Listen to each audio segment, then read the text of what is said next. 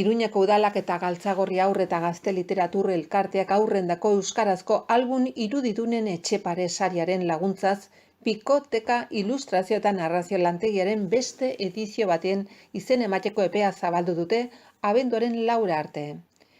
Ilustrazio eta narrazio lantegia Pikoteka garatuko da euskaraz urtarrilaren 28-tik 29 Kondestable Zibiboxean.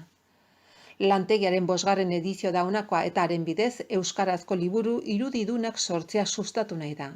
Narrazioaren eta ilustrazioaren arloetan lan egin nahi dutenendako pentsatuta dago. Jardueraren izenak dioen bezala, prestakuntza bikoteka eginen da, Arkaiz Kano idazleak eta Itziber Alonso irudigileak gidatuko dute.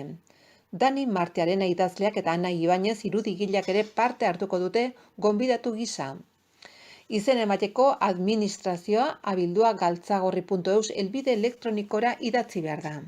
Lantegi trinkoa da 4 egunekoa guztira 37 prestakuntza orduz. Parte hartzaileek album irudidun bat sortzeko faseak landuko dituzte, hots, ideia pentsatu, nola idatzi, sekuentziatu eta irudiztatu.